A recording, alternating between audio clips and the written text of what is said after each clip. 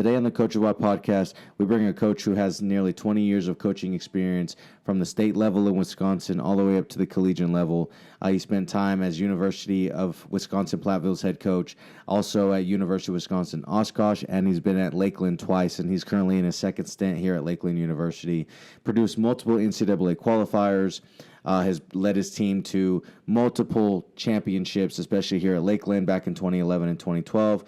Took his team to the Northern Wrestling Conference Championship, multiple NCAA qualifiers, as I mentioned, Scholar All-Americans, top 25 rankings, things of that nature. Spent time revitalizing and rebranding multiple different institutions within his time frame. And so super excited to have Coach join our show today. And with that being said, let's introduce the man. Coach Mike Deroehn from Lakeland University. He joins the Coach's Web podcast. With the world of coaching evolving and the carousel always changing, we're going to sit down with some coaches and we're going to figure out what they coach, how they coach, and most importantly, why they got into this profession. My name is Casey Wilkinson, and I am your host of the Coach's Why podcast. That's a great question. That was my Coach's Why.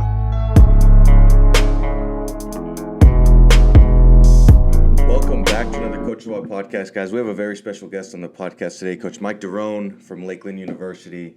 Coach, I appreciate you jumping on here and wanted to be a part of this podcast, so I appreciate you jumping on. How are you doing today? I'm doing great, man. I appreciate you giving me an opportunity to jump on with you. Yeah, man. I'm super excited for this, and I'm looking forward to the conversation. And if you haven't listened to this podcast before, guys, kind of what I like to do here is I like to pass it over to Coach and let Coach kind of speak a little bit about him and where he grew up and a little bit about his experience in not only sport of wrestling but in athletics. So, Coach, take it away. Tell us a little bit about yourself and when you got involved in everything, particularly wrestling as an athlete growing up. Yeah, so I started late. I started actually wrestling as a freshman in high school, which is pretty rare, compared to like how kids do it nowadays. And just had I had a stepbrother who was a couple years older than me who was into wrestling, and I saw him doing it, and so I was like, that's cool, and got started and was really fortunate with that late start to have amazing high school coaches.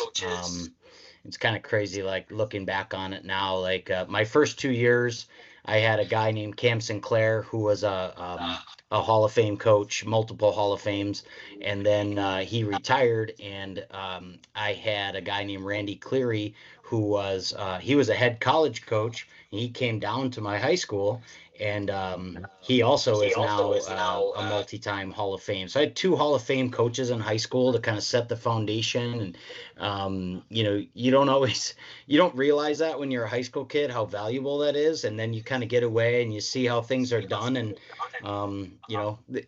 there's kind of a quote unquote right way and a wrong way to do things, and I only saw it the right way. So then periodically you see people doing it a lot different. Like, wow, I was really fortunate to have amazing high school coaches. And so, yeah, I grew up out in New Hampshire, of all places. Okay. So not a real big wrestling culture out there, especially when I was growing up a long time ago.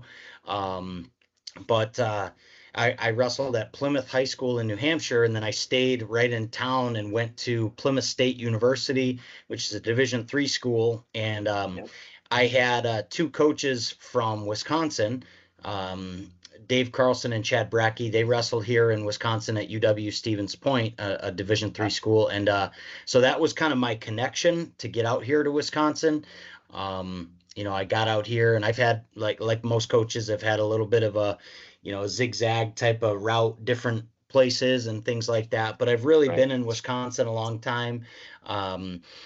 I started out my college coaching career at UW Oshkosh as a part-time coach, and stayed in it. I was eventually became the state coach for the Wisconsin Wrestling Federation, which is basically that position oversees all of the cadet and junior national teams, the kids national teams. So that was a really fun job. That was something I was doing part-time while I was also coaching part-time at UW Oshkosh to try to combine the two to make a full-time go. But when you're the state coach, you get to really work with some amazing kids. Like, guys like when I was coaching those teams, it was like, Ben Provisor, who made a couple of Olympic teams. Jesse Filkey was on the Olympic team. Alex Daringer won 3 titles for Oklahoma State. Numerous, guys like that. It was just amazing.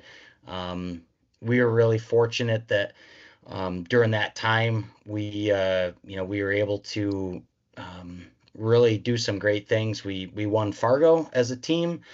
We won the cadet national duels. We won the junior national duels, and so that was a lot of fun just coaching the best kids in Wisconsin. And it was cool to see how selfless the group of kids really became, the kids and the parents, because we had so many great wrestlers, and a lot of times, you're wrestling with, you're coaching up these junior dual teams and stuff, and you get a lot of these guys that if they want to go, they want to get all the matches, and it's about them. But thankfully, we were able to get the kids in the right mindset. The kids and the parents were just bought into being more about like Team Wisconsin.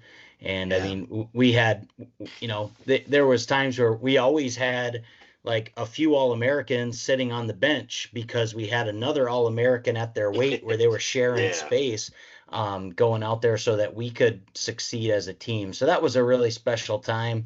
And then ironic that the depth that you guys had is crazy, because that's, I know that's what you may see in a lot of like different, like I know you may see that obviously like Pennsylvania has it. I know Wisconsin's really good at creating and producing a lot of, I was actually just talking to one of my coaches yesterday about it, how successful we see Wisconsin in being in freestyle and in Greco, and some obviously still a really good state in folk style as well. But anyways, didn't mean to cut you off, but no, that's fine. Yeah, our Wisconsin Wrestling Federation is incredibly well organized, and they've got some great leadership in place. And so back when I was leading those, our primary success was in Greco, and now really I would say through the influence of the Askren Wrestling Academy, over the past decade, Wisconsin's kind of flipped and became a freestyle state, where like last year they won the junior duels in freestyle, and they had a lot of success there. And so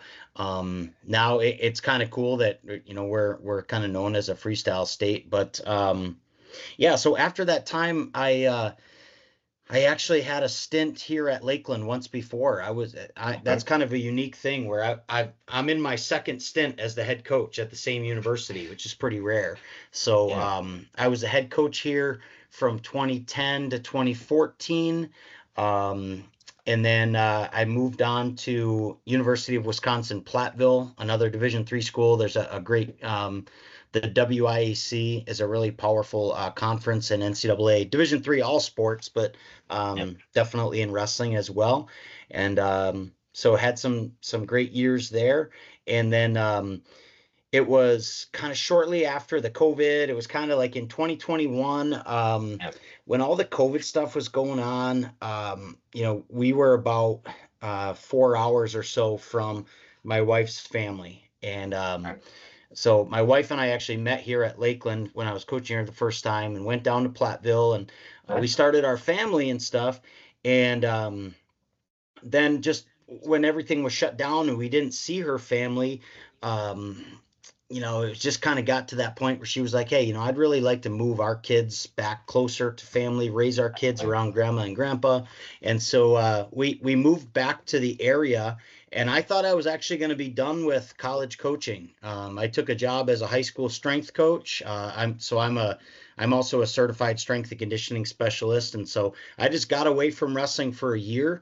And man, it was rough for me. It was, I don't know. I felt like I was at a funeral every day or something. It was it was crazy. And it was probably one of the best things I could have done, though, to step away for a little bit and really realize like how much I do love coaching, and everything that goes into it, and specifically college level wrestling. It's just it's something that really motivates me. And so thankfully it was August of 2022, so right around this time a few years ago, that the athletic director had contacted me. The coach had left unexpectedly, and school's about to start and stuff, And so they called and said, "Hey, I heard you're back in in. the area. We'd love to have you come, check out. We have an opening." And I was like, I'm like, dude, I'll see you tomorrow. Yeah. I was ready Count to me go. in, coach. Yeah. Count me in. And so, yeah, it's been a rebuild here. So when I came back, unfortunately, the program was in really rough shape. There Okay. was like 7 kids connected. I say like connected to the program as far as like they were at one point they were wrestlers, but through there was kids that were academically ineligible, kids that were injured, this, that, and the other thing. I literally had 3 kids that I could practice with. Practice with. Wow. That Wow. and Yeah. And one of them was we had a 141 pounder, and then we had a 184 and a 197. And so I was like, all right, well, number one, I guess I'm gonna be getting in just so we have an even number of practice partners. Yep. But then I tell this story is like I always say I was trying to find somebody to practice with that 141 pounder, and I happened to be walking by the weight room one day, and I see this little guy. And he's just cranking out pull-ups with a 45-pound plate tied around his waist and all the way up, all the way down. And I'm like, dang, I'm like, oh, okay, that kid must be a wrestler or something. And so I went in the weight room and just, said, hey, hey, you wrestle? And no, and it was actually a kid who was here. He was a foreign exchange student from Japan, and he's a little guy. And so I said, well, do you want to wrestle, or would you ever think about it? And basically I talked him into it. A kid named Shoichi Hashimoto. He was a junior in college, and he was about 140 pounds. And so I essentially talked him into wrestling, and just so we'd have an even number of practice partners. And God bless him, man, for a guy that had zero wrestling background. He did some judo back in Japan, but there really wasn't as much of a carryover as you'd think. And man, he stuck with us for 2 years. We couldn't make that kid quit. He was a hardworking son of a gun, man. He dang, man. And over the 2 years, he really got to a point where it was like, you wouldn't, if you would walk in our room, you'd look around and you wouldn't be like, oh man, what the heck is that? Like, he's just drilling, and he just looked like a wrestler. So that was a cool story, but that was our start. And just over these last couple of years now, we've been slowly rebuilding the program. I've been fortunate to have support from the administration to recruit not just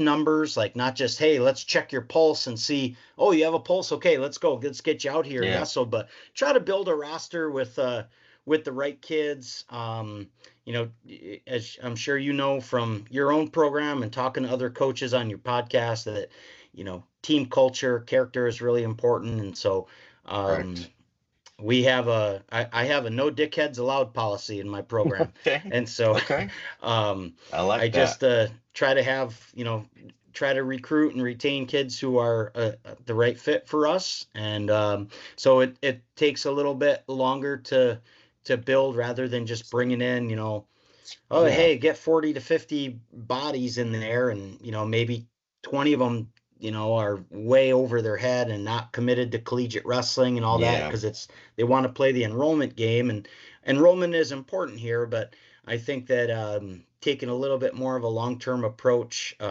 is a better fit for me, and just even for our university here. I'm just thinking, like, it's one thing to recruit a big roster, but if it's turning over year, and you keep seeing, if you look on Intermat, you see the list of commitments and stuff, and there's a lot of coaches and more power to them. Everybody has their own way of doing things, but they bring in 20 plus kids a year, and then but then they're they don't retain them there. And so I guess to me it doesn't make sense, because as well as I do, man, like, we got to develop the kids that we get.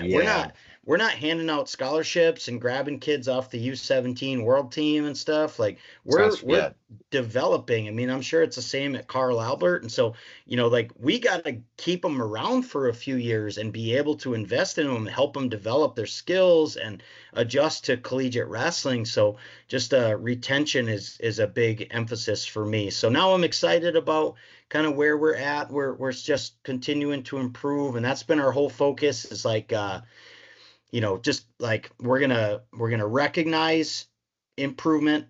I should say we focus on process, we recognize improvement, and then eventually we're gonna celebrate achievement. So that's kind of my my opening I like spiel, I guess. Hey, well, no, I appreciate you diving into it, man. Learning a little bit about your history in Wisconsin, right? I guess your stints both here and then at your next at UW Plateville or Platteville, I believe is Yep. Platteville, yeah. I think it's Platte. I don't know, but Platteville, yeah, whatever. And then coming back, right? And so I appreciate you going into all that, and so talking a little bit about your time frame coming back here to, I guess maybe even in that gap to Platteville, right? Like, did you ever look at and maybe whenever you're deciding to come back here too, like whenever, like, I don't know exactly what you built in that 4 years that you were here previously, right? Because we didn't really talk about successes or anything like that. Yep. But you obviously talked about when you came back to Lakeland, and you were kind of like, oh man, we have 3 guys left, right? Like, obviously, I'm assuming that's not what you left it in. So, like, how did that, like, I would say, affect you in the sense of, like, obviously you were disappointed, right? I'm assuming. But, Yeah. like, what went through your brain whenever you offered that to come back, but you saw that it was completely, and then how did you really overcome that with, like, mentally, realizing, like, dang, I left this and it was went to crap, basically. So when I was coaching here before, we did have success. We weren't, world beaters or anything, but we had won our conference. We're sending guys to the NCAA tournament. We had a very healthy, I would say a nationally competitive team. And so coming back, it was in rough shape. And for me, I just took it as really an opportunity. I called that first year just year 0. Like, I just decided up front, I'm not going to stress about this because there's nothing I can do other than try to recruit a team and coach these guys up. And I'll give credit to those 4 guys that stuck with me that first year. Those guys also, they stuck with it. They've all graduated and they all have jobs. Like, those guys stuck with us, man. And so, I love those guys for that, just because it would have been easy just to be like, this program's going down the drain, I'm gonna go out of here. Because there were more kids when the previous coach left. Some of the kids that were here were like, nope, I'm bailing. Like, I'm going wherever. They wanted to transfer because the coach who recruited them or whatever, for whatever reason, Yeah. But those guys stuck with me, and so I just went into it more with like I would say an excited mindset. Like, it would have been easy to come in and play the poor me game, but I kind of explain it like, and this could be good advice for any coach coming in to start a new program is, what you choose to think about expands, right? And so if you choose to spend all your time thinking about where you're at and where you're not, as opposed to where can we be. So I like to tell the story, like, to kind of give you an example of like, there's a shoe company and they send one of their top salesmen to an underdeveloped country, and he gets there, he looks around, he's like, oh, geez, they're out in the jungle and people are walking around barefoot. So he calls back to his company and he goes, hey guys, bad news. Nobody here even wears shoes. And so, all right, so they come back. Well, they had sent one of their other salesmen to the same country, but on the other side of the country. He got there and he looks around, he sees they're out in the jungle and everybody's walking around barefoot. And he calls the company, he goes, hey guys, good news.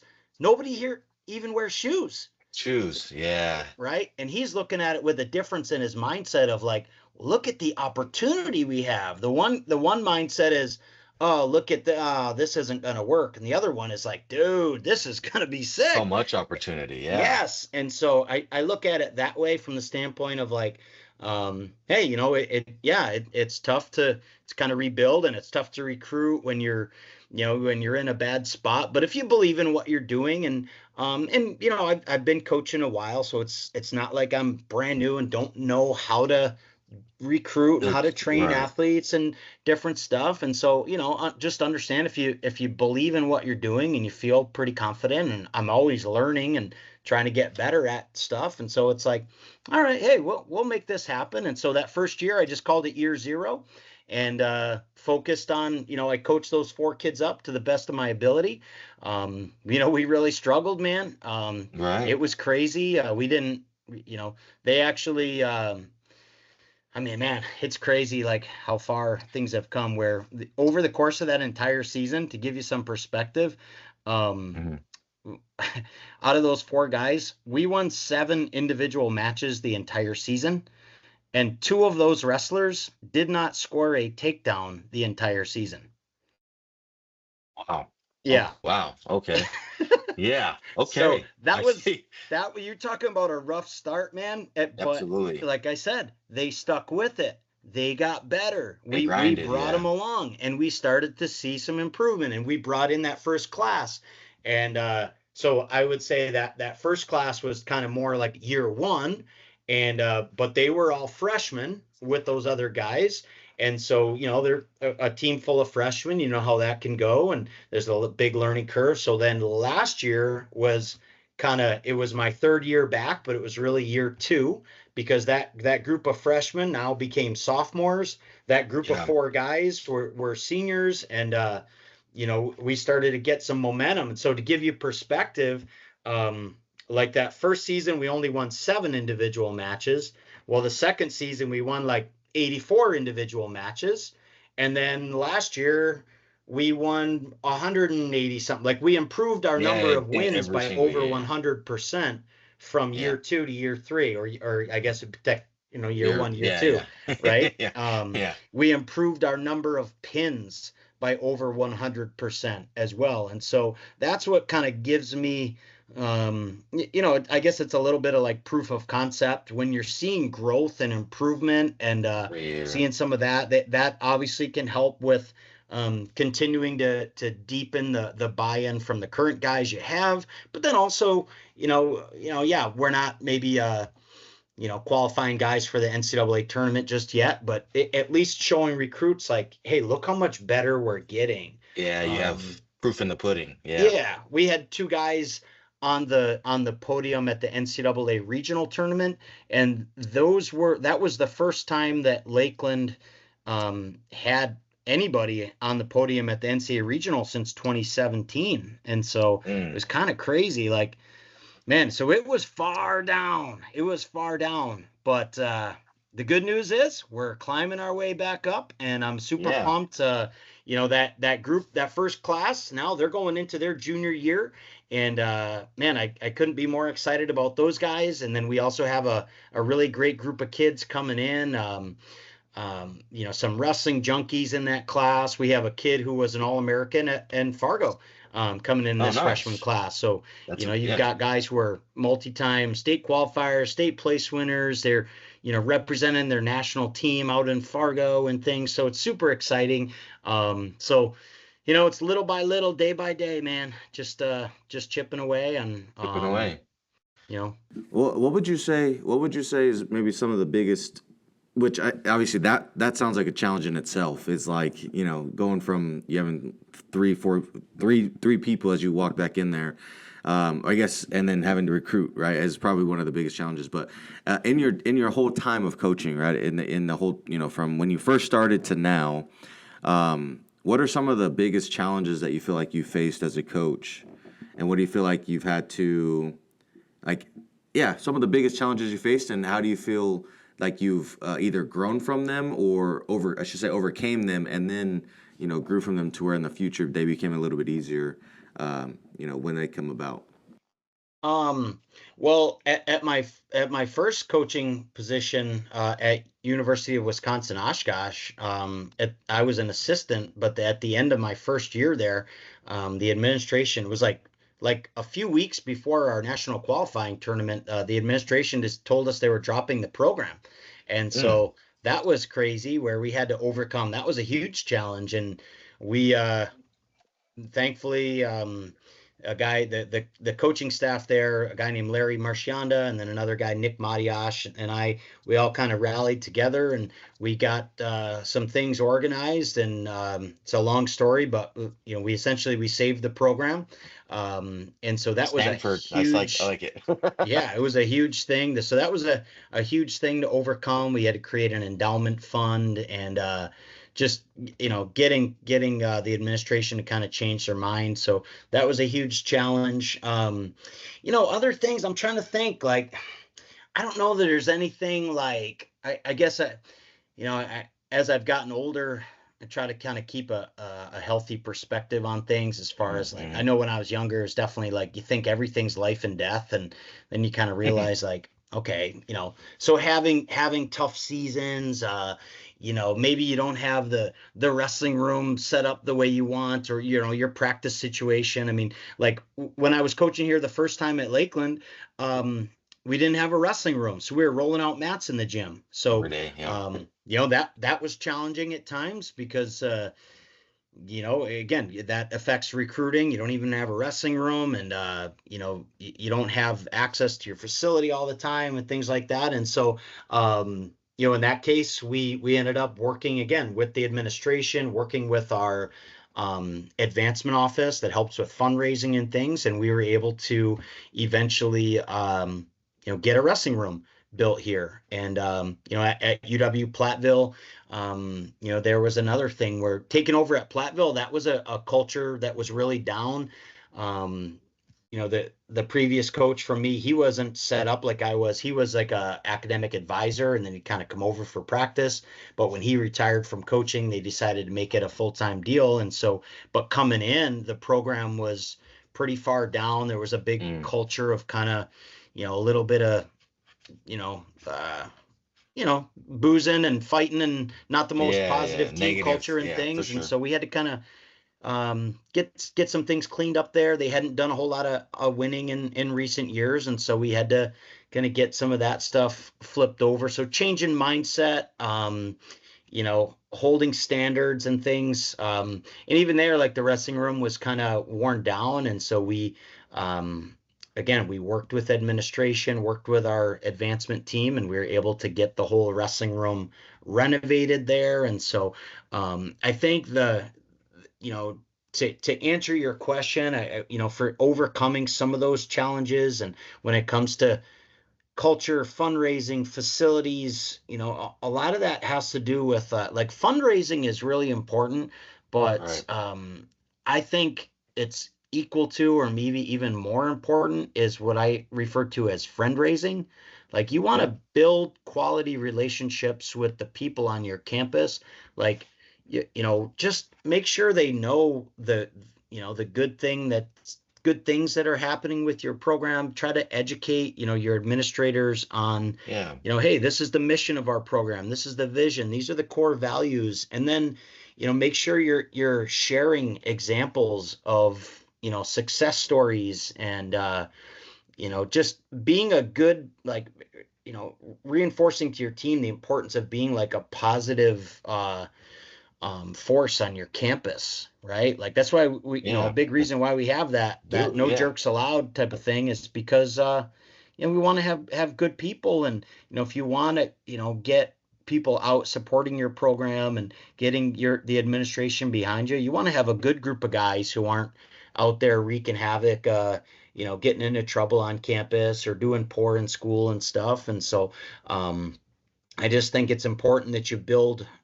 quality professional relationships with important people across your campus. Get out of your office, get out of your wrestling room, and just build relationships and make sure people realize, like, oh, maybe you step out of your comfort zone, and you start serving on some committees. You offer to help in other areas. I know that I tell this story. When I was coaching here the first time, I was on a like a strategic planning committee, and there was mostly people that don't have like big cauliflower ears and that type of stuff, Yeah. right? It was, Yeah. I was definitely the, kind of the odd Stand man out. there Yeah. in the room. But as we got through it a few weeks, there was a guy who was a higher level administrator that I hadn't really interacted much with. And I don't think he meant it how he said it, but the way it came off was a little bit like he said, "Man, Mike, I gotta tell you, man, like now that we're serving on this committee, when I saw you were on there, I was kind of like, why is the wrestling coach serving on this committee?" And then, to as we've worked together a little bit and hearing your perspective on things, he's like, "Man, you are a lot more intelligent than I thought you were going to be." And I was like, "Hey, Wow. man, Yeah. well, Yeah. I think that's a compliment. It's a little bit of a backhanded compliment, but Backhanded compliment. Yeah. I could see where he was coming from in terms of like it was a good thing to get out of my comfort zone a little bit and go serve on that committee, but then also again to educate people on like, oh hey, like these, whether it's wrestling or it could have been any coach, like man, a lot of times like, the coaches, especially at the small college level, man, we've got to do a lot of things. We got to wear many hats and you got to have a broad Yeah. skill set. And so, you can offer a lot of different perspectives. And so when you get out and you're serving on communities like that, it's a good way to build some quality relationships and kind of friend raise, like I said. And I think that's a long-winded way to say like that I think is a very important skill in coaching, and a quality that young coaches should consider when they're getting out there and they're trying to build their. Yeah, for sure. The more people you know, it just networking. I think that that's one of my favorite things about coaching too is talking to other coaches. Obviously, there's a lot more to it that I enjoy as well, but we get to go to places, get to just to speak to them and pick their brains and stuff, and on campus too. I think that's a big thing. I'm at a JUCO, so we're a 2-year school. So my thing is athletes are always in and out, and so having to maintain like you mentioned earlier about the culture and building right and maintaining the no jerk policy right is maintaining that year to year is important. And so but as we go and as I've gone through my time frame here so far, I've tried to meet at least one person from at least some sort of interaction so far, right? It's not like I've been here for years. But one person from every department basically so far. I've met the president of the school, so it's pretty cool. But yeah, I think that is important. I think that it goes a long way. And, and whatever previous mentalities they may have, that people may have had about, the wrestling program before, whether it's good or bad, I want to show up right away and show that this is going to be positive, right? Regardless of if it was positive before, great. But I'm showing them why these is going to be it, right? And so I agree. I think that it goes a long way in your everyday experiences with people and the people that you're going to interact with every day. And I think it helps too. Like if you had a recruit on campus, right, and you were doing a visit, right, and you can almost say, hey, yeah, this is Professor, Billy Bob or whatever in math, and you see him walking.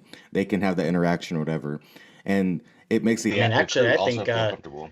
even I think everyone on your campus has a very important role, and that's that's a fantastic point. Like even making sure like you treat everyone with respect, just like you would want to be treated, and care and take an interest and get to know people. And I mean, heck, it could be your custodian right here. Like I always say, like our custodians are some of the most important like coaches we Right. have, because all right, let's say for example, so if you have a recruit coming to your campus, they're coming for a visit, maybe they had a 3-hour drive or something that morning.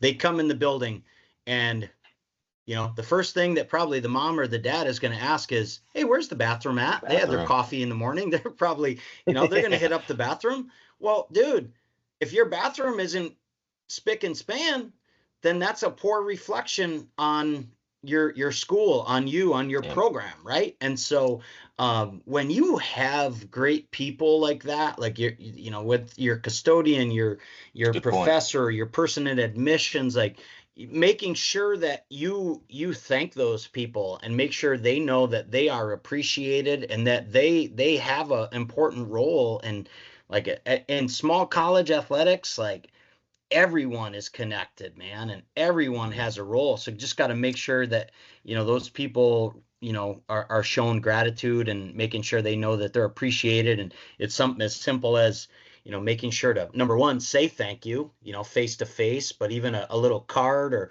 throw them a t-shirt periodically, get them a gift card at the end of the school year for whatever, for a pizza or Yeah. something just simple, just making sure they know they're appreciated. And that stuff can go a long way, and it's super important. Just it's like, hey, we're all working together here, right? Because if we don't get the kids, man, I mean, heck, in higher ed now, you see there's been a lot of small colleges that they're having a hard time staying open. And so Yep. thankfully we're not in a spot like that, but still, it's like you don't take anything for granted, and you just want to make sure you're putting your best foot forward. And making sure that you try as best you can to get everyone on board and all going in the same direction in the best interest of the university as a whole. Yeah. Absolutely, I agree. You've spent time around some coaches. You've spent time around, out of these athletics, going back to Wisconsin, youth days, things like that. And so, a question that kind of just popped up in my head that I'm interested in is, who was an influential coach to you, and what did they teach you? Man, I've had a bunch. That's actually something I've been thinking about a lot lately, because last month I actually got a call. It's probably more of a sign that I'm getting old, but I got a call. Really honored that I'm actually going to be inducted into the Wisconsin Wrestling Hall of Fame here in November. And so I've been reflecting on that, like these coaches that have influenced me. And so, man, that I've had a bunch. And obviously I mentioned already my high school coaches, my college coaches, like those guys set a foundation for me of like what a good coach is. But then one of my biggest mentors has been a guy named Larry Marcianda. He was the head coach at UW Oshkosh when I came here to Wisconsin, and he hired me on as a part-time assistant. And that guy became like a second father to me. And Marsh, we call him. Everyone in Wisconsin calls him Marsh, but he's a Hall of Fame coach in his own right. And I mean, I think he really just emphasized, number one, how, like, he modeled for me how to lead in a way that, it's high level, like you're trying to succeed, but you care about people. It's not win at all cost. It's not, you don't use people. They're not out there to just be a racehorse for you and win wrestling matches type of thing. But it's like, make sure that they know that they're cared about authentically, how to, invest in them as people, emphasizing, their growth in their academics and things. So Larry Marcianda has been a major influence in my coaching, but really my life.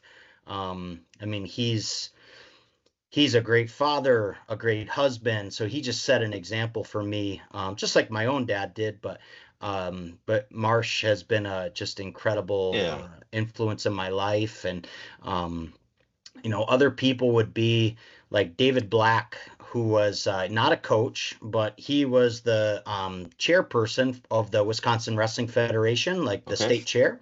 And so he was a guy that interacted with a lot. And again, how you treat people, you try to do right by people. Again, a great husband, a great father. His boys were both incredible wrestlers themselves, and have gone on to success in the sport and in life.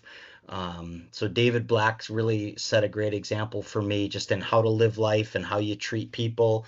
Gosh, I'm trying to think, like, even from other sports, like just interacting with people on campus. Like there was a guy when I coached at Lakeland the first time, a guy who's still a good friend of mine named Chad Bookman. He was a women's softball coach, and him and I, we didn't know each other before I coached here, but we're both coaching junkies, and we'd kind of, pop into each other's offices, and we'd start talking coaching, not obviously, nothing with, Specifics. I'm Yeah. not doing any hitting or pitching drills or anything, but more, things like on team culture and stuff. And, it was cool to just get a different perspective from a coach from a different sport on how he might handle things. And especially with, coaching a different gender, and how that changes your perspective on things. And Right. so, Coach Bookman has been a great kind of resource, somebody that you can bounce ideas off. And so I think that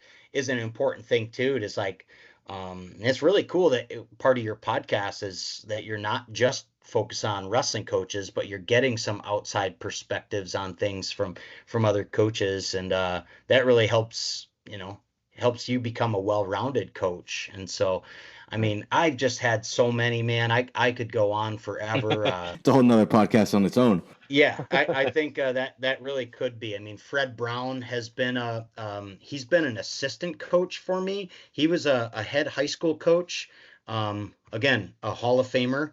A head high school coach who retired locally.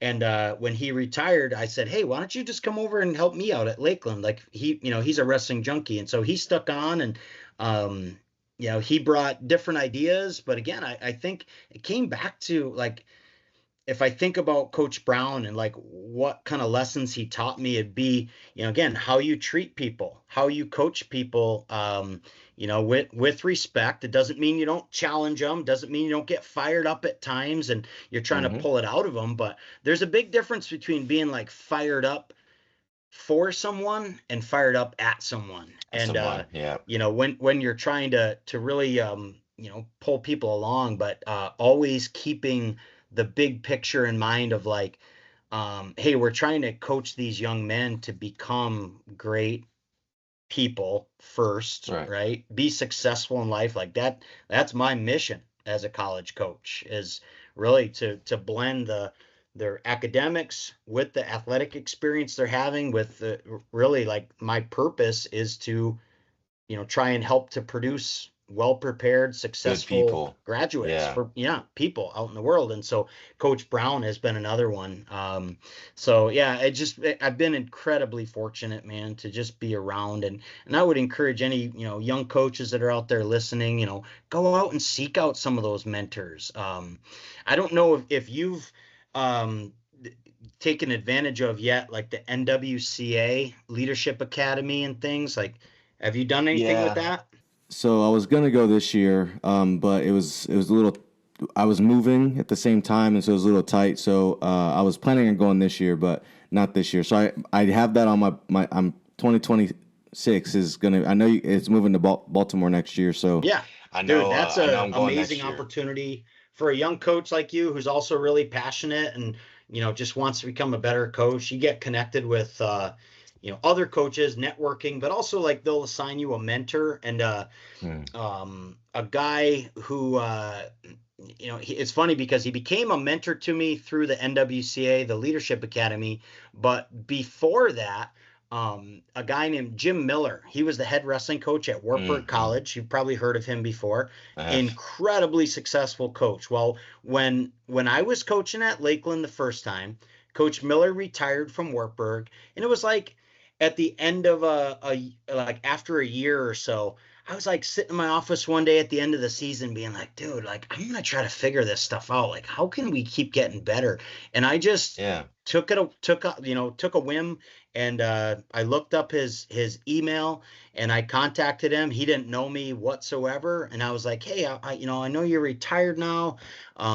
Would you be willing to just let me ask you some questions and kind of pick your brain? And if you've ever heard Coach Miller speak, he's got this like iconic, he's like he's high energy and just an incredible person. But so he said, yeah, why don't we do this? How about we set up like 3 phone calls, and you email me that week, email me your questions so I have some time to think about it, and then we'll get on the phone and we'll talk through it. And I was like, dude, are you serious? And That's he was like, amazing. yeah, man, like, just so that guy, like, as far as the X's and O's of coaching, but recruiting and culture building, like Coach Miller's been amazing. There was a time when I was coaching at UW Platteville, and I was kind of like, I was feeling a little stale in my coaching. And again, I didn't know him at all, but Steve Costanzo, head coach at St. Cloud State University, they had just won their third national championship National in a row. title. Again, didn't know him, called him out of the blue and said, hey, I'm just wondering, could I pick your brain? And Coach Costanzo was like, yeah, you want to come up, spend a couple days? I'm like, yeah. And so, That's wow. yeah, Coach Costanzo is an amazing guy. And so, I mean, yeah, he allowed me to come up there for a couple days, and he, shared, and we just talked coaching, talked wrestling. And so it's like, never be afraid to, I mean, heck, man, I didn't know you before this, and I just got this email out of the blue. I'm like, how the heck this guy asked me? Like, what's he asking me for?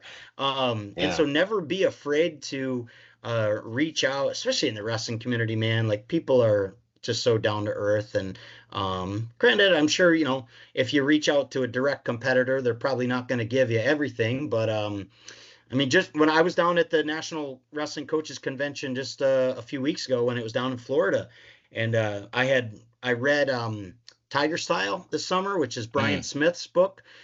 Brian Smith, head wrestling coach at Missouri. And so I just caught him in the hall and said, hey, man, I really appreciated your book and enjoyed reading it and stuff. And we got talking for a little bit. And he's a guy that just he always said, like, yeah, he doesn't care. Like, he's willing to share different things. And just again, he wants to kind of give back, to invest in younger coaches for the good of the sport long term. And so I just think I agree. I think having a mentor is important. I have a really good coach, a really good friend of mine who's a coach up at University of Providence, and he's been on the show a few times. And I don't, whether he knows it or not, like, he's a mentor more. Coach Matt Atwood, he was coaching in Kansas for a little while, and now he's coaching women's wrestling up there. And he's produced and continues to produce a pretty well-rounded team every year. And he's obviously just one of a few, but having that person you can reach out to, I think, is important. And whether they're directly on your phone call every single day, or text message every day, or just somebody who you can reach out to when you're in like you said, stale, or kind of in that, what do I do? Like, I don't feel like I'm in a place where I need, something else to help me grow, right, as a coach. And absolutely, I think it's important. I think athletes have that too, but I do think that it's a huge piece of at least I think, our growth and our journey as coaches. And so I appreciate not being that afraid there too. Like, it's important not to don't be afraid that you don't know all the answers. You're the head coach. Right. It's like, oh, well, no, man, like, success leaves clues. So if you see, another coach doing a great job, and go up and ask them if it's something that you think you can apply. Like, don't be afraid to be a little vulnerable and say, hey, maybe I'm not the best at this, or, hey, I want to learn more about this. Well, go find somebody that's doing it well, and ask them for a little advice. Don't just having that kind of growth mindset and being willing to get out. It's not always going to be comfortable, but just reaching out. I think more times than not, you'll find that, it'll be a topic that they're passionate about, and they're going to be like, yeah, I love talking about this stuff. Like, so yeah. And just remembering too, like, I mean, hey, I was that guy. So if somebody calls me up or emails me or whatever, like, I was asking those questions, you can be sure I'm going to pay it forward, and I'm going to want to help out another coach. And, as an example like this is, responding to your email and jumping on this podcast. It's an amazing opportunity for me, but hopefully it's a way that a younger coach, or, even if it's not a younger coach, just other coaches that maybe they get one little nugget out of this that, that helps them. Yeah, that's the whole point of this one. Like I told you, kind of pre-show, is I did this for initially me selfishly, but I feel like there's so many coaches out there that probably have felt the same way, and I'm sure it's an every day, every year thing, right? There's something that they maybe need that little bit, and so hopefully this does give some glimpse. Even that little success leaves clues, like that's a gym little, like that's a little phrase there that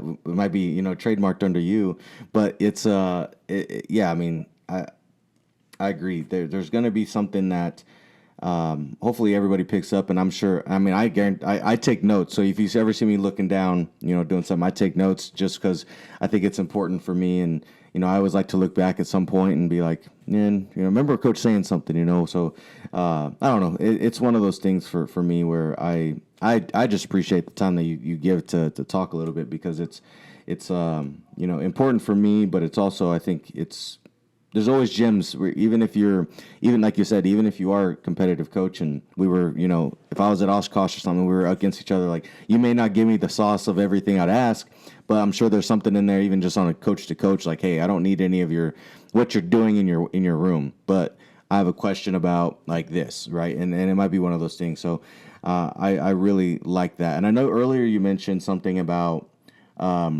like training and keeping athletes right in development. I know that's a big deal, and I think it's developmental no matter high school, college, middle school. It doesn't matter where you are. We have to develop athletes and for whatever we're coaching. But and I told you, like, we're 2 years, so we're constantly doing that, right? There's no down year, which I don't think there's a down year for 4 years either, obviously. But my question for you, kind of based off of that, is how do you get an athlete to go from or I guess like in high school, it'd be like JV to varsity. But in our case, right, maybe, or I guess maybe in your case being a 4-year, how do you get an athlete to maybe develop from, maybe he's a third string guy as a freshman, but, he wants to be a starter just like everybody, right? So how do you develop him from a third, being that third or fourth on a roster spot, or even number 2, to be competitive for that number 1, outside of waiting for all those guys to leave, right? Because, I mean, that's also some people's what they have to do, but how do you develop them to where they can actually compete every day for maybe that starting job? Well, I think it starts with, number 1, trying to like sit down, have the conversation with them to outline like what do they want to do, and then like, okay, let's take a long-term focus and try to get them to buy into the concept that you can't microwave it, man. You can't microwave development. It takes time and Can't consistency microwave development. and I like that. quality. It's like, I Yeah. mean, you can try, but man, I explain it like it's so like if you cook a steak, or like a roast, you put it in like the slow cooker, man. Like, dude, that thing sits for all day, and you get home and it's soft, it pulls apart, right? You take Delicious, that yeah. same piece of meat and throw it in your microwave for 10 minutes, and it comes out and it's going to be like a rubber shoe. And Yeah. so, number 1, they have to understand, you have to educate them on, hey, this is going to be a process and it's not an instant gratification. What we're doing here is really hard. I educate people up front that so the NCAA puts out statistics every year that shows the number of high school participants that are competing at the NCAA level, so Division 1, 2, and 3. And every year, it's usually around 3%, all divisions, right? So if you're in at an NCAA school, you're competing against generally the 3%.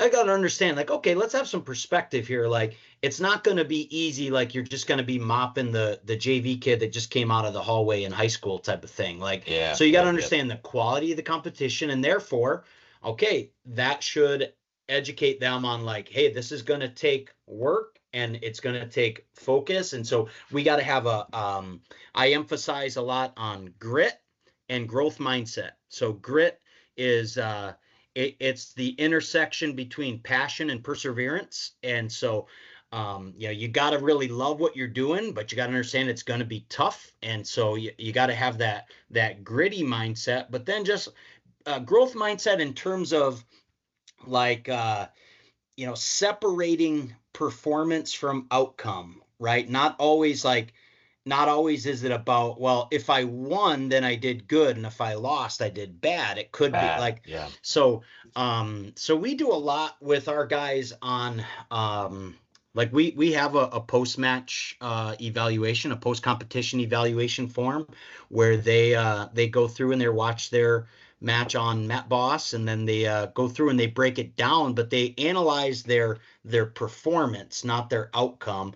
They kind of give me some insight into where their mindset was at. How did they sleep the night before? How was their weight management? All these different things that go into success. And then we might just try to emphasize like little metrics on growth and improvement, right? Like as opposed to just win. Like, and don't get me wrong, like this is something I have to educate people on too. Like we're competing. And so while it's not our entire focus and we're not going to stress ourselves out about it, like it's okay to like want to win. Like we're Yeah. competing, right? And We so want to win, right? I mean, we played dodgeball before practice, and it's like, dude, we're trying to win. We're pegging each other with the ball. Like, if we played, heck, my family, we were out playing mini golf a little while ago, and I'm like, yeah, I'm gonna dominate my 7-year-old daughter out there. Like we're competing to win, Yeah. right? Yeah. It's all in good fun, but it's the same thing. Like keep the perspective that, hey man, this is collegiate athletics, so yes, we are trying to win, but that's not the only metric. And so we really try to look at a variety of things and emphasize growth and improvement. And so consistency in measuring, that's where I think like keeping statistics is really important. Mhm. Developing some KPIs for you as a coach and for them as individuals, like it might not be just the wrestling side, but looking at things, tracking their strength training, tracking their I don't know, obviously their GPA, but their strength to body weight ratio and different things Yeah. like that, so that you can show improvement, especially because it's not always going to be just in wins and losses. Yeah. So you might have a kid that if he's not winning as much as he wants to, might be like, yeah, I know, but you are getting What else? there. Like let's look Yeah. at some of these other things. Like let's compare your number. Let's compare your takedown ratio from last year to this year, or first semester to second. Let's look at that growth. And when you're looking at stuff like that, it's pretty easy to figure out like, well, how do you get better? Well, if I look at your takedown ratio, and if you get taken down more than you take people down, well, you got to get better on your feet. So it's a starting point. let's work on it, right? If you're getting reversed, right, you're giving up a bunch of reversals, your ratio's out of whack. Well, you got to learn how to ride and like how to float, keep people down, and work on grind drills. And so you teach them those appropriate skills and stuff. And so obviously it's a very multi-layered, multi-factored process to it. But I think that's kind of the general point, is like, hey, let's analyze some things. Let's look into it. Let's figure out, let's look at Where we need to get better some at. numbers, and then let's attack those areas. And you kind of chip away at things over time. And obviously, again, I mentioned, we focus on process. So what is the process? Like, let's outline the process. Once we figure out where we want to go, how do we get there? Yeah. Right. If you I could say right now, hey, Casson, I got $1 million in my garage right now in Two Rivers, Wisconsin. If you just get there, you can have it. Would you go get it? I would definitely find a way to make it happen. Yes, sir. You would find a way. I like the way you put that. The first thing you'd probably do is go to Google Maps and say, well, where the heck is Two Rivers, Wisconsin? Yeah, right? Absolutely. Yeah. And you'd start following the steps to get there, right? You'd follow the process to put yourself a lot closer. Once you probably got to Two Rivers, you'd probably be like, okay, now I got to ask somebody, hey, Coach Deroehn, where's he live? Right? And you figure that stuff out. But my point is like, okay, figure out where you want to go, but then what are the steps to get there? And then follow the steps, because like that's the only way you're going to get there. And it goes back to success leaves clues. If you want to be a JUCO All-American, well, ask a JUCO All-American, hey, how did you become an All-American? Hey, coach, you've coached a bunch of these kids. What did they do? Like, what was their sleep? What was their skill set? What was their nutrition? What was this? And you outline the process just like you're following a GPS step-by-step directions. And sometimes you're going to get rerouted, right? The little Siri thing is going to say like recalculating, right? Like things are going to go. And so, but then, so you focus on the process. So which means you have to outline it. And then, you recognize improvement along the way, right? Like you just, and make sure, dude, like they know, like you don't have to, throw them a party and have cake and balloons and stuff, but they gotta feel it. Like they gotta know, They like, make progress, hey, dude, you're man, like you were freaking, maybe that kid teched you last time, and then all of a sudden you lost by 4, and you're like, dude, you were right in there. You took that guy down. Like you closed that gap on this guy, making sure just to recognize that improvement, which then is going to continue to build inside of them like that idea of confidence. like, yeah, I'm not where I want to be yet, but man, I'm better than I was before, and I'm going to keep getting better if I keep trusting the process. And that's where I say, like, eventually then we can celebrate achievement, whatever that is. And that might be different for everybody. Like I in my younger days, I used to get really focused on, big goals. And I think that it's important to know, again, you got to know where you want to go, but don't get too focused on that where, especially like outcome based stuff, like it's important, but it's something that you got to kind of like walk softly towards, because if you get too focused, oh, I want to be this, I want to be this all-American or whatever, it's like, sometimes you can stress yourself out about that stuff too. And it sometimes you just got to like go back to focusing on like, well, what do all Americans do? Like, I don't want to say like, I don't need you to tell me what your goals are. I just need to be able to watch you. Like if you tell me you want to be an all-American, I just need to watch you train, and then I'll know like, or you have the work ethic to back I don't that, need you to tell me you want to be an all-American. I can just tell you like, hey, this is the quality of your training. Like this is the quality of your strength training. This is this. Hey, I see you over in the dining hall. If I see you eating, 6 brownies and drinking a Mountain Dew and whatever, I know what your goals are.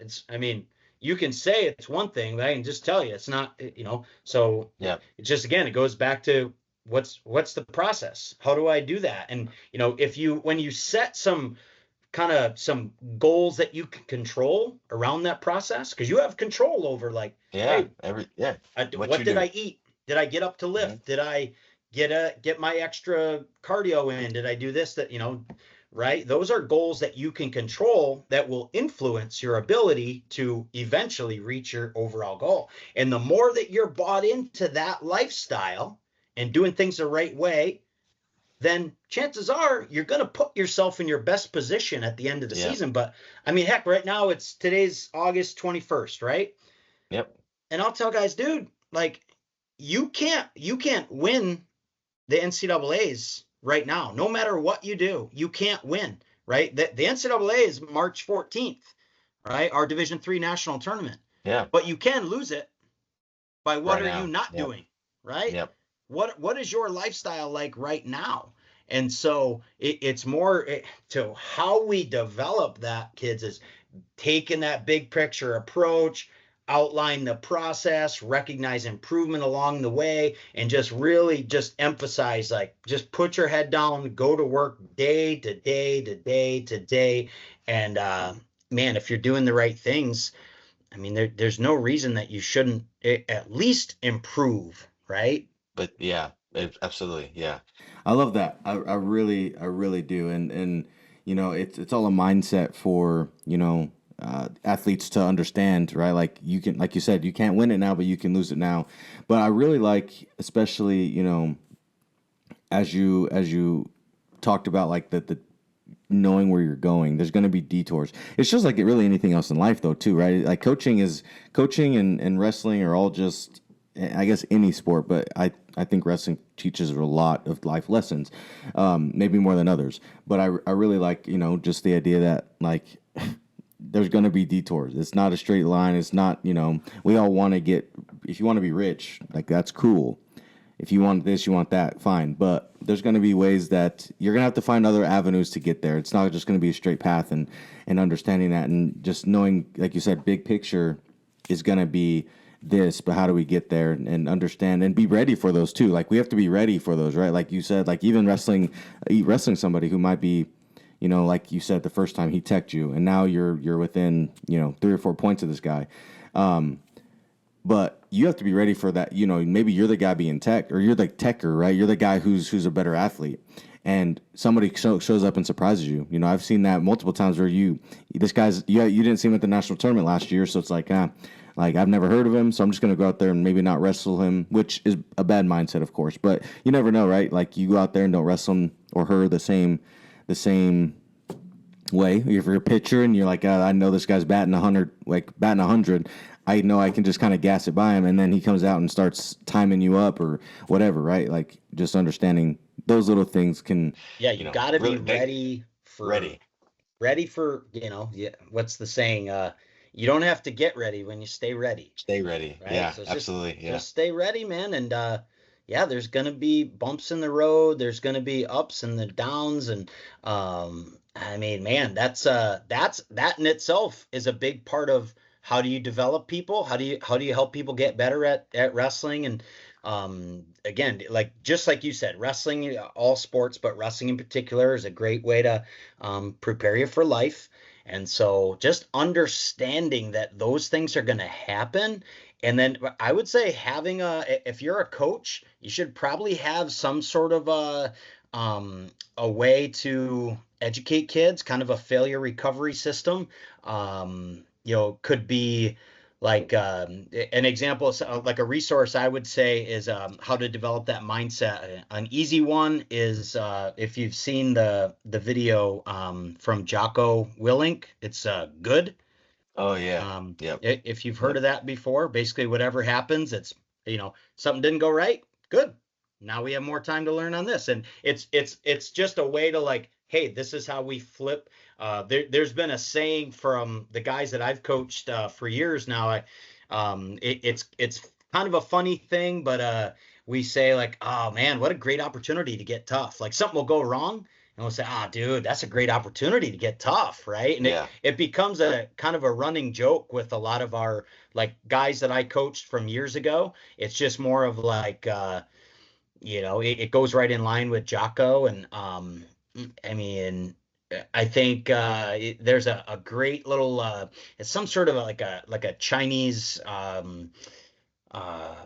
parable about a farmer, and sorry, I'll get a little I go off on these tangents here, but this I think is important for helping kids overcome some of those unexpected challenges that pop in the way. But basically the story goes like you've got a farmer who he relies on this horse to plow his fields, and one day he's going through, and he unhooks his horse from the plow, and it goes and it runs off into the woods, and he's like, man, that was the only horse that I had. And all the people in his village, they come up and say, oh man, your horse ran away. That's terrible, you poor man. And he said, well, we'll see.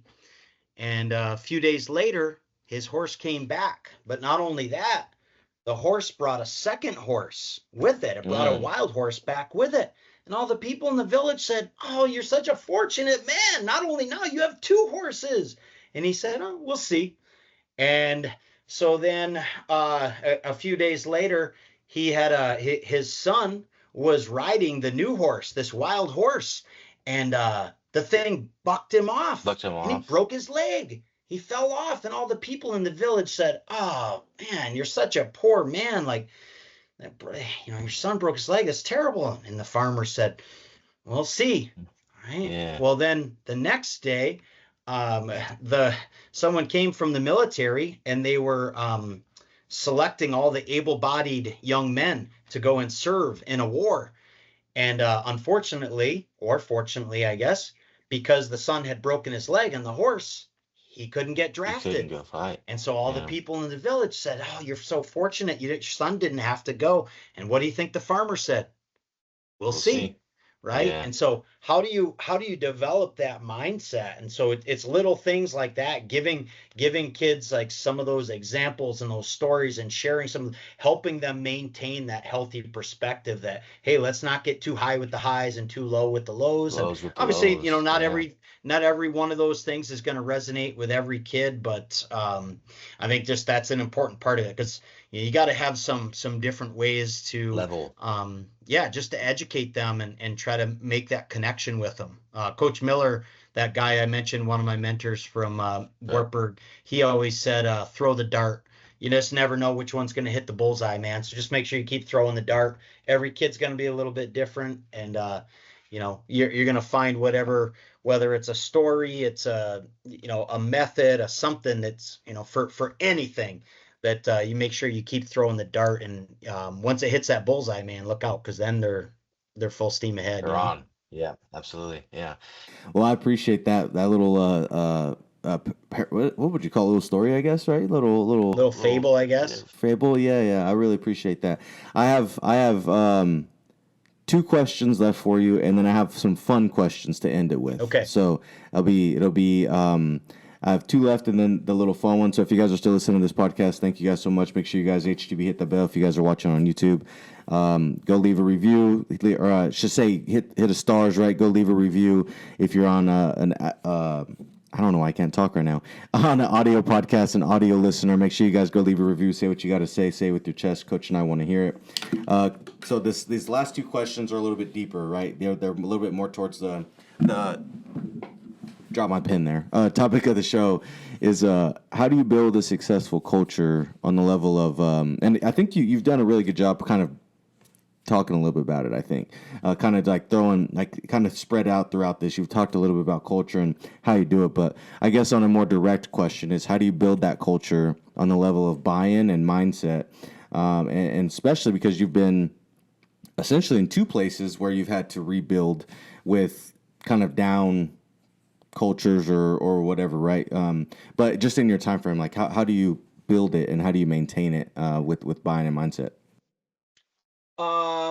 Yeah, that's a great question. And again, there's no easy answers, but I think number one, you got to make sure that you set some sort of, at least some foundational standards. And obviously it can be important to make sure that you get input from the team, but sometimes I find that like input is definitely valuable from the team, but if you're building and you're bringing in a class of just freshmen, they might not have the maturity to they haven't had the experiences to really think big picture like that and stuff. And so Yeah. I think as the leader of the program, you've got to kind of start by setting a little bit of that foundation, and set some standards, some expectations. I try to avoid like having like rules so much. Like I always feel like rules are designed for like punishment, and expectations are more like, standards are more for people that are trying to pursue excellence, right? It's like Sure. Yeah. I want to establish a culture of discipline so that I don't have to establish a culture of punishment. Like I am not in the business of having to, oh, well, you did this, so then you have to run this, or like, we never do that stuff. But I'm just like, man, that's why I say like, hey, no dickheads allowed, like up front. Like we want to have good people. And so we set some of those standards and expectations right away. And then it's just, laying those things out, communicating it consistently, in the recruiting process. But then, obviously, this time of year, we're getting ready to have like our preseason team meeting, and we'll lay that stuff out. Like we remind and revisit. For us, like so our mascot is the muskies, right? So the muskies is a fish, which is not a great mascot when you coach wrestling, right? But Yeah. but it is what it is. And so we actually lean into it. We embrace it. And so the core values of our program are fight, integrity, success-minded, and hardworking. So if you think about the first letter, FISH, Yeah. right? We're the fish. And so and those are important. And so we we talk about those values. We educate the guys on what does that mean for our program. Like fight is a non-negotiable, but fight is more, it's a mentality, right? Out Yeah. on the mat, but also what if you're struggling in a class at midterm? If it's like, do you just allow yourself to go like, oh, well, I guess I'm just not good in math? It's like, no, dude, you got to fight your Fight butt for it. off, right? Hmm. Let's do the best you can, and then let's do the things we need to do, right? And so, like, establishing that culture and getting that thing built comes with like, okay, well, what's our mission, what's our vision, and what's our core values. So making sure you figure that out. So for us, our mission, like I mentioned before, we're committed to their education, and we're blending their academics with their athletics with the purpose of trying to produce well-prepared, successful graduates. People. Like that's Right. my guiding purpose, right? So that's like my compass, that's my why, the coach's why for your podcast here. But the vision. You answered it before I could ask it. Dang it! That was the next question. Is what's your why? Okay, What's your we'll make coach's it a why? twofer. This is a Okay. two for one. Okay. Um, Yeah, I got you. but the vision for the program is to become once again become a nationally competitive program academically and athletically. Like that's what we want to get back to. So that's our like we just typed that in our GPS, right? Like that's our Yep. destination.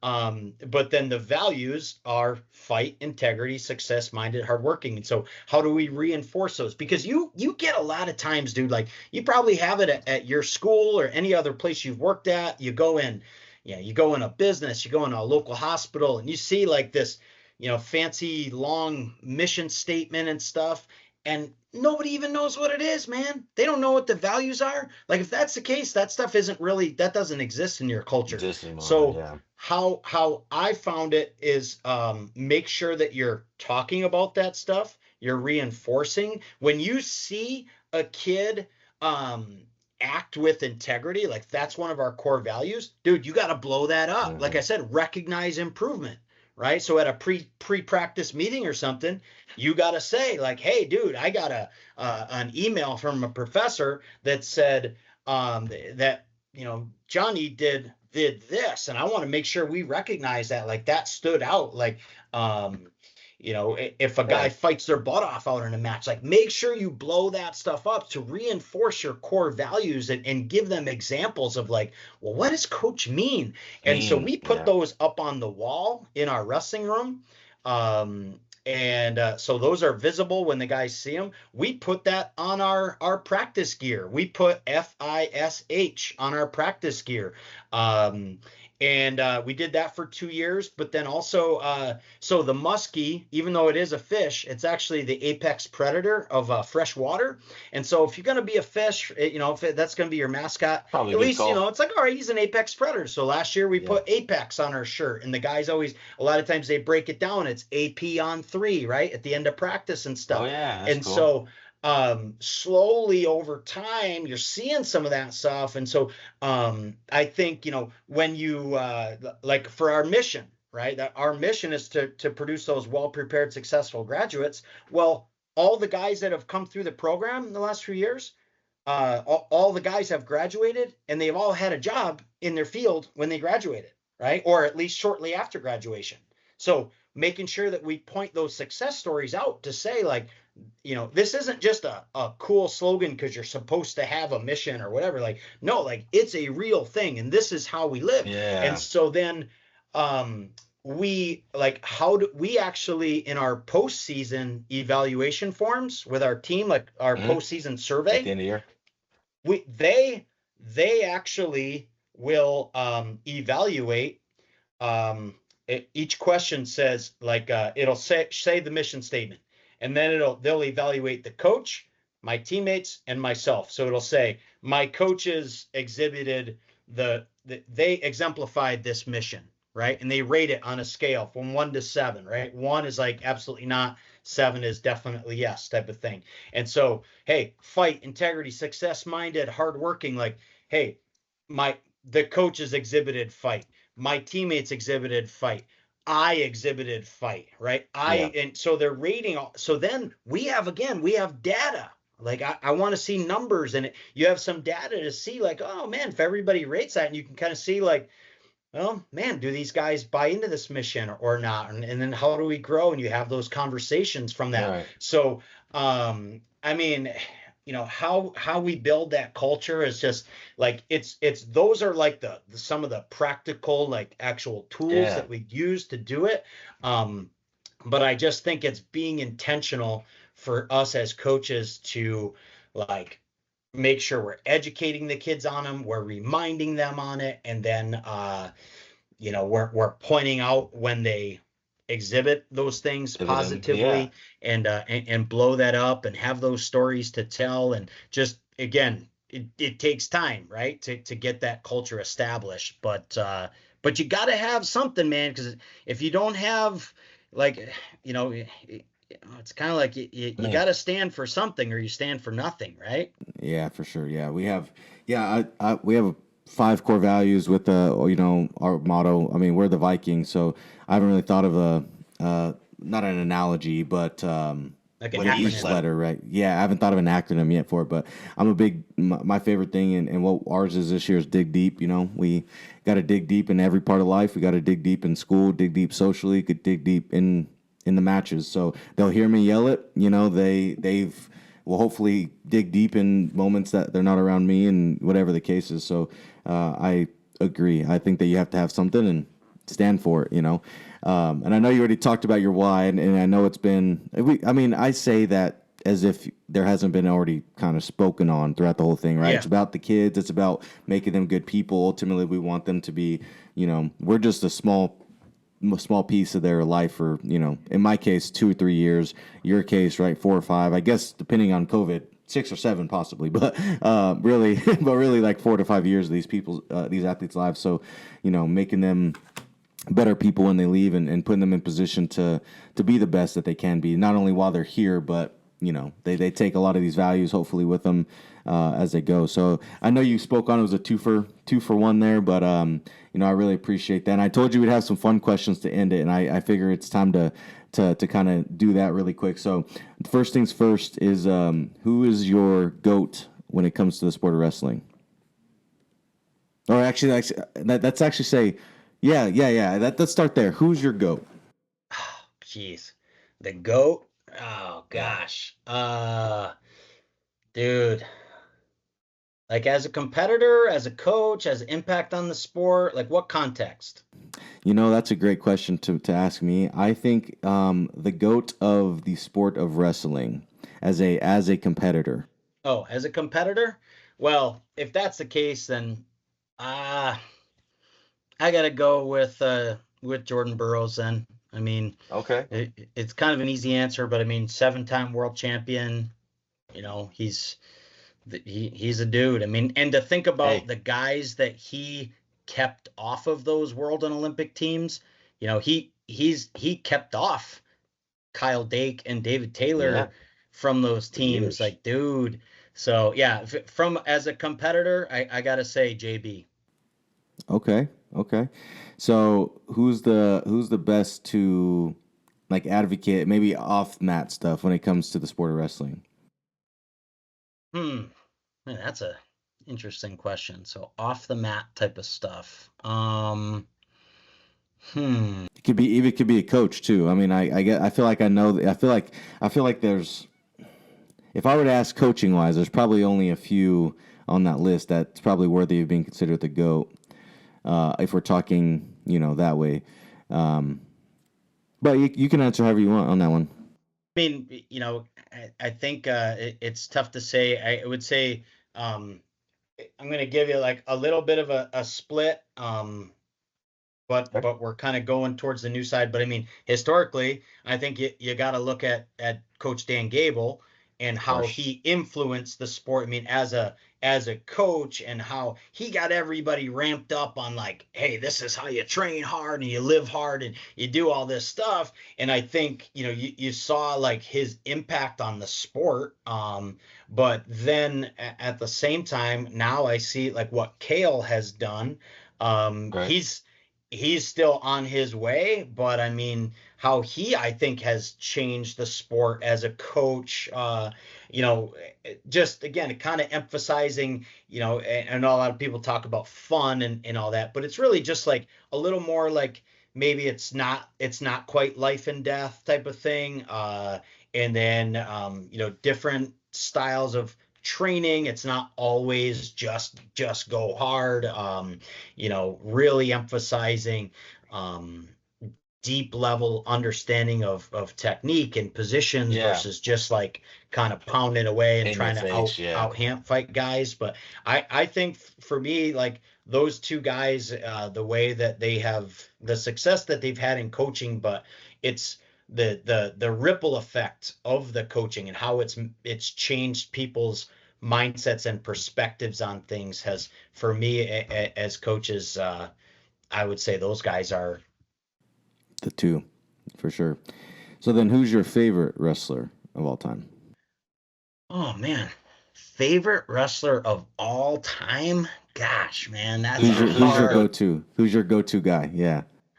You know what? We were talking about this. I was talking about this with my assistant the other day, and I mean, I'm a wrestling junkie, dude. So I love watching stuff. But this might be an interesting answer. But one of my favorite wrestlers to watch is actually Helen Maroulis.